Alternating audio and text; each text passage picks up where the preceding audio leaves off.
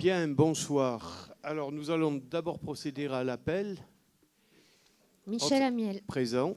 Dominique Bucci. Présent. Monique Slissa. André Vincent Balzano. Excusez pour voir Monsieur Farsi. Annie Martin. Pierre Tonarelli. Francette Mépi. Bernard Chauveau. Sophie Chavamel. Fabrice Vega. Robert Bastard. Excusez pour voir Monsieur Chauveau. Janine Figuière. Gérard Pateau. Daniel Marron. Gérard Valla. Eliane Garnier. Claude Farsi. Jocelyne Pascal Rodriguez. Jean-Marc Leonetti. Aline Oreille. Nathalie Monton-Fabre. Excusez pour voir Monsieur Bussy. Didier Long. Devrait arriver. Delphine Alali. Renaud Reynaldo. Grégory Boucher. Caroline Chelekian. Roxane Calafa présente. Maximilien Fuzon. Philippe Sanchez. Rina Guilbeault. Geneviève Battini. Excusez pour voir Monsieur Amaro. Romain Amaro. Serge Baroni. Bien, nous avons adopté le procès-verbal de la séance du 29 septembre dernier. Y a-t-il des remarques ou des questions? Je mets aux voix qui est pour, qui est contre, qui s'abstient. Adopté. Nous avons deux décisions prises par délégation du conseil municipal. Des commentaires pour l'une, pour l'autre, pour les deux? Bien. Ce n'est pas soumis au vote, comme vous savez. Donc nous rentrons dans les délibérations.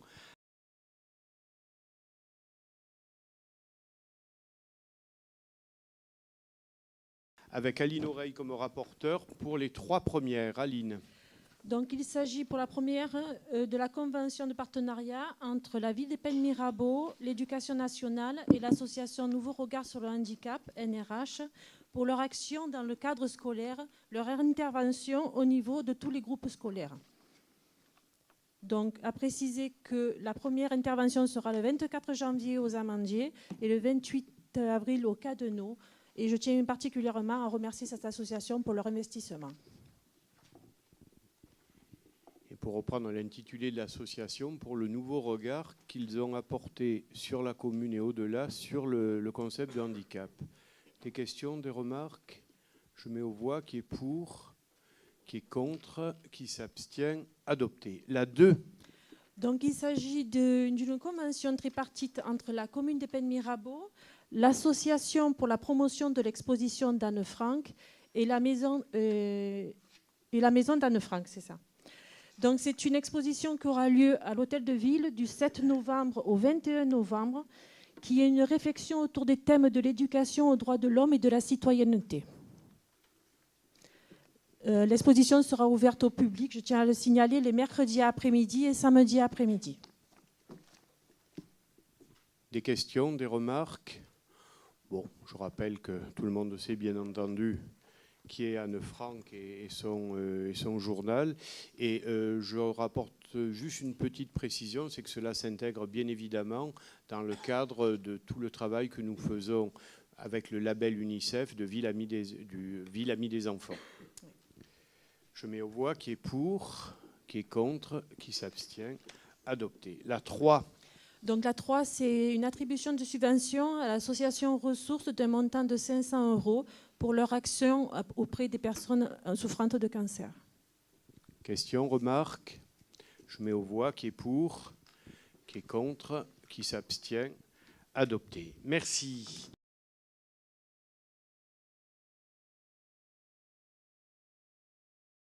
Dominique Buchy, la 4.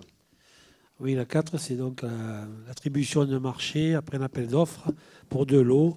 Lot 1, matériel électrique courant fort et faible. Et lot 2, piles et batteries. En ce qui concerne le lot 1, l'entreprise à qui le marché a été attribué est Sudelec SAS. Pour le numéro 2, piles et batteries, Farsi Autodistribution. Question, remarque? Qui est pour? Qui est contre? 2 contre, donc, qui s'abstient? 3 abstentions. Merci.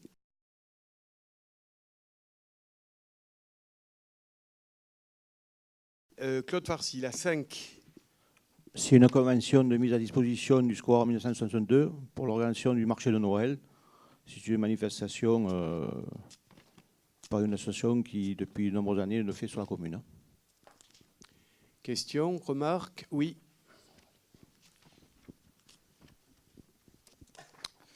Lors des années précédentes, à la période de Noël, nous avons vu des déséquilibrés, pour reprendre la novlangue médiatique, foncer dans les marchés de Noël avec des véhicules. L'attentat à Nice le 14 juillet a été perpétré par un terroriste qui fonçait dans la foule avec un camion. Noël est une fête familiale et en même temps un symbole de notre identité de plus de 1500 ans. Considérant que le risque terroriste n'a jamais été aussi élevé, nous demandons de renforcer la présence policière au maximum et d'installer des glissières en béton comme celle-ci, capables de stopper un camion. Comptez-vous accéder à notre demande afin de préserver la sécurité des Pénois? Je vais laisser répondre Claude et je rajouterai un mot. Ouais, le marché de Noël a été fait avec la préfecture et la commissaire de Vitrolles pour toutes les dispositions seront mises en place en fonction de ce qu'elle a demandé, y compris les voitures béliers, y compris les gens qui rentreraient avec des gros sacs et ainsi de suite. Donc on mettra tout en place en fonction de ce que nous a demandé la commissaire de police. Oui, alors on met tout en œuvre effectivement pour essayer autant que faire se peut d'éviter les horreurs telles qu'elles ont pu se produire à Nice ou ailleurs. Pour autant, je suis de ceux qui continuent à penser qu'il faut continuer quand même à essayer de vivre le plus normalement possible. Bien entendu, cela n'exclut pas, je vous donne totalement raison, la mise en place de toutes les règles de sécurité qui permettent de prévenir attentats, actes malveillants, actes terroristes, mais nous continuons à vivre le plus normalement possible dans le cadre des festivités comme prochainement par exemple Halloween ou autre. Voilà. Donc pour cette convention, je mets aux voix qui est pour, qui est contre, qui s'abstient, adopté.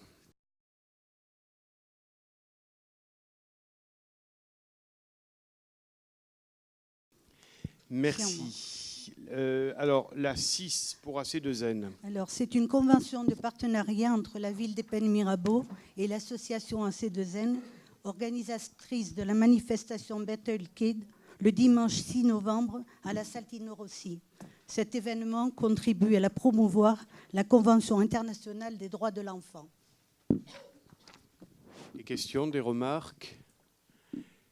Je mets aux voix qui est pour, qui est contre, 3 contre, qui s'abstient, adopté.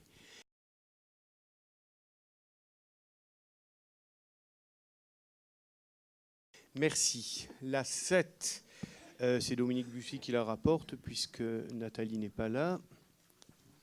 Oui, là aussi, c'est une convention avec l'atelier environnement. C'est le CPIE du Pays d'Aix pour la mise à disposition d'un économe de flux que nous avons depuis 5 ans. Donc, en principe, on espère que ça se pérennise, mais c'est la 6e année, ça serait la dernière année que la CPA peut nous aider. Donc, le dispositif reçoit la participation financière de la CPA. Ainsi, pour la 6e année, la contribution de la commune s'élève à 36 525 €. Des questions, des remarques? Oui, Monsieur Sanchez.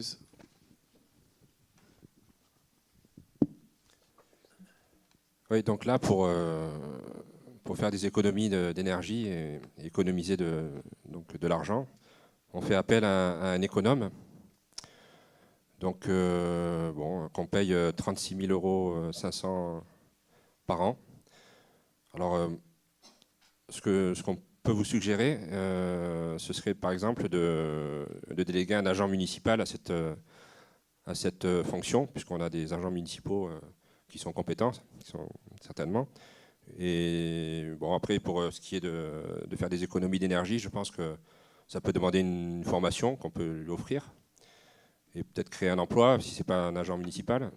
Parce que bon, après, pour faire des économies d'énergie, bon, c'est à peu près qu'il faut, voilà, il faut isoler les combles, mettre des fenêtres en PVC, double vitrage, des ampoules à économie d'énergie. Et nous pensons que ça serait intéressant de faire travailler un agent municipal ou quelqu'un, un Pénois par exemple, qui serait formé à cette fonction.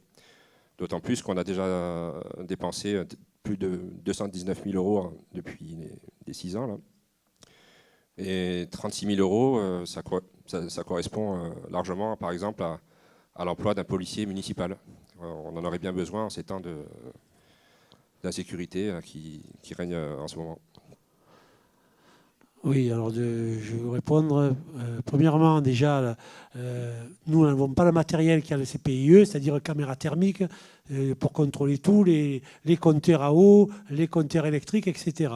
Ça, c'est le premier point. Le deuxième point, je pense que vous faites une erreur dans vos calculs, parce que vous avez multiplié 6 ans par 36 000 et quelques euros, sauf que c'est la première année qu'on paye autant, parce que c'était dégressif, et que les premières années, on payait pratiquement une somme dérisoire. Quand on fait le calcul, on est loin des 200 000 euros. Mais par contre, cette personne a déjà fait récupérer à la commune, lui, par contre, 280 000 euros.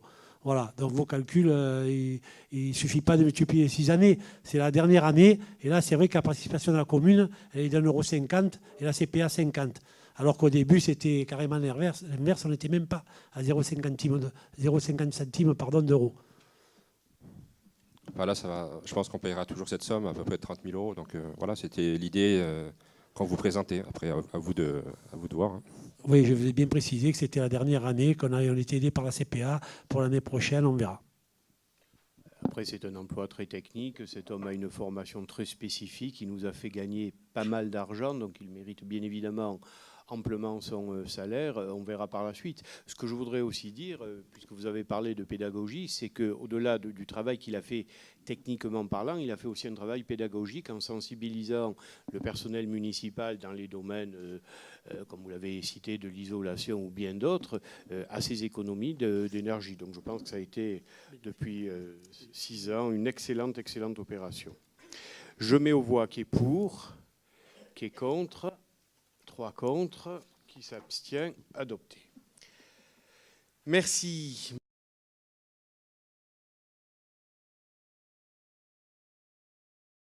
Monique Slissa, 8 et 9. Donc, dans la délibération 8, il s'agit de déclaration de projet. Alors, une déclaration de projet, c'est tout simplement un outil qui est à la disposition des collectivités comme la nôtre pour permettre une adaptation rapide des documents d'urbanisme dans le cas d'un projet d'aménagement, d'un projet de construction qui présente un caractère d'intérêt général. Donc tous les mots comptent.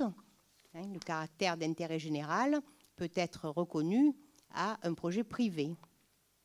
Donc nous proposons de commencer à utiliser cette déclaration de projet pour le projet présenté par la SCI Les Rigons, donc, qui est une requalification de la zone sud de plan de campagne. Tout le monde se rappelle que c'est une société qui a signé, à la suite de notre délibération du conseil municipal de juillet, qui a signé un PUP pour la participation aux équipements publics. Donc là, maintenant, nous parlons de l'installation de ce projet. Alors, l'intérêt public, qu'est-ce que c'est? Ben, ça peut être différentes choses dans un projet privé. Et pour celui-ci, en l'occurrence, son intérêt économique, en plus de la requalification de la zone, est très important parce que la valeur ajoutée sera importante et il ne faut pas oublier que ce sera créateur d'emplois. Donc, on peut s'engager dans une telle procédure.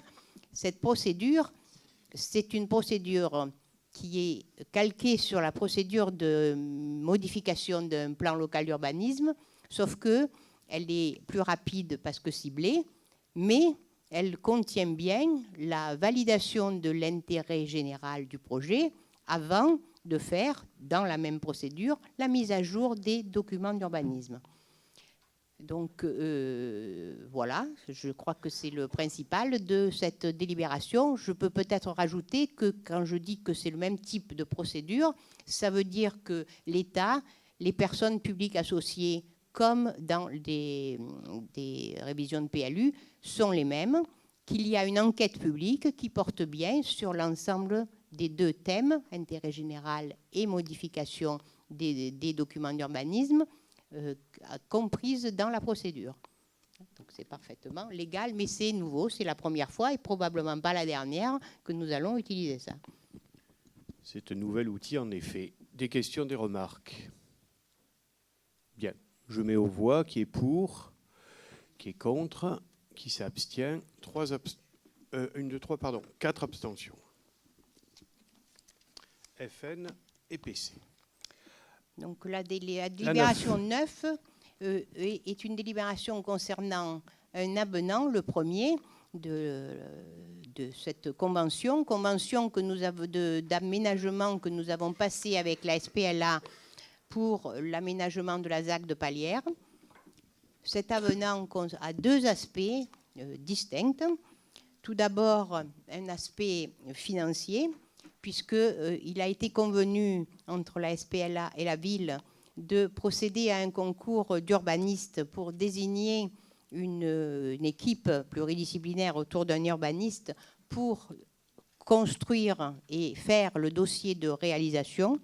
Ceci, c'était quelque chose qui n'était pas prévu à l'origine et donc pas dans le contrat de base. Et donc, nous avons donc à nous acquitter de la somme qui est là-dedans, qui est 450 000 € hors taxe. Bon, il faut que ça soit délibéré et que ça soit dans l'avenant pour qu'on puisse payer ce qu'on doit. Hein. Voilà, et ce qu'on a voulu. Hein, je dirais. Voilà. Ça, c'est la première partie de l'avenant, c'est la première partie de la modification donc, de la convention. L'autre concerne la suite du déroulement sur les aspects fonciers du projet de Palières 2. Jusqu'à aujourd'hui, les acquisitions foncières ont été faites par l'établissement public foncier PACA et il était prévu de se reposer la question. On s'est reposé la question, voilà. Et le résultat, c'est que entre la SPLA, la ville et le PF PACA, il est convenu de poursuivre la collaboration avec le PF PACA, tout simplement pour tout ce qui est foncier. Ça veut dire que c'est eux qui vont faire les acquisitions foncières, qu'il faut bien faire, puisque nous avons encore des propriétaires résistants et nous n'avons pas sur la zone de Palières l'ensemble du foncier pour développer le programme. Mais c'est aussi le PF PACA qui sera attributaire de la DUP, de la déclaration d'utilité publique, qui permettra de poursuivre là-dedans. Déclaration d'utilité publique que la ville va faire, que le préfet accordera, mais c'est donc le PF PACA qui sera l'attributaire. Donc l'ensemble du foncier de Palières sera géré par le PF PACA. Des questions, des remarques? Oui.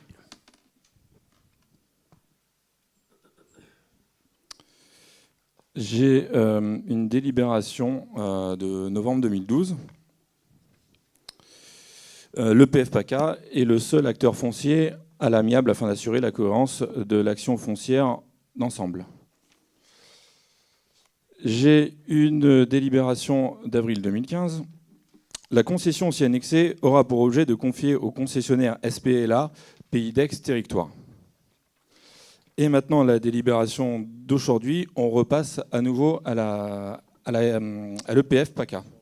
Donc résumons, vous choisissez l'EPF PACA en 2012, puis vous changez pour la SPLA en 2015, puis pour revenir ensuite à l'EPF PACA en 2016. Monsieur le maire, cela fait 21 ans que vous êtes élu, 21 ans, et vous avancez encore à tâtons. François Ier disait souvent « femme varie », mais dans votre cas, on peut dire souvent « homme varie ». Bon, je crois que vous mélangez un peu tout là. Il est vrai qu'à l'origine, le PF PACA a acquis des terrains à l'amiable. C'était convenu. Ensuite, il était prévu que la SPLA reprenne cette activité. Après discussion, la meilleure solution pour la ville a été que le PF continue parce que c'est sa spécialité, si on peut dire, enfin sa spécialité c'est sérieux, je le dis sérieusement, de faire ce genre de négociation. Donc on n'a pas changé d'avis, on a seulement regardé ce qui était notre meilleur intérêt pour la ville. Je rajoute juste un mot, c'est pas tellement nous qui varions, c'est la SPLA. Je veux dire par là, il y a un changement institutionnel extrêmement important qui n'a échappé à personne, c'est le passage en métropole. Donc la SPLA, Pays d'Aix, on ne sait pas trop ce que ça va devenir. Eux ne savent même pas ce qu'ils vont véritablement devenir. Monique suit ça de près puisqu'elle siège au conseil d'administration. Pour autant, le projet doit continuer. C'est long, c'est très long, c'est trop long. il n'en demeure pas moins que nous sommes soumis à des règles extrêmement précises. Il faut acquérir les terrains. Moi, j'aurais autant aimé que la SPLA mène ce chantier de bout en bout. Clairement, avec les différents chantiers qu'ils ont apportés, puisque bien évidemment c'est la SPL du Pays d'Aix et pas seulement des Pennes Mirabeau, ce serait l'Astrobo, ils n'arrivent pas à mener tout de front. Donc on a eu besoin à un moment donné d'avancer, on a même pas renégocié, on a rediscuté avec la SPLA pour faire avancer les choses et on est arrivé à la conclusion que la seule façon de continuer à avancer, c'était de séparer les choses.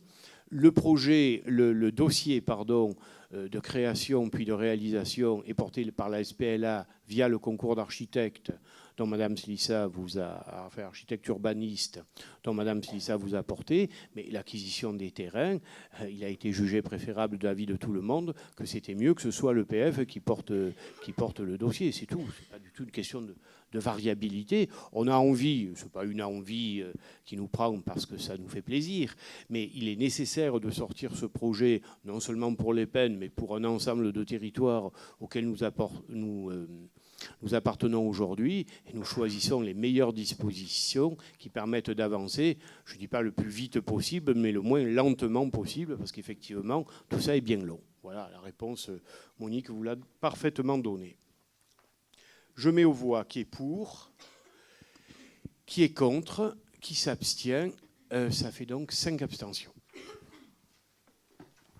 Merci.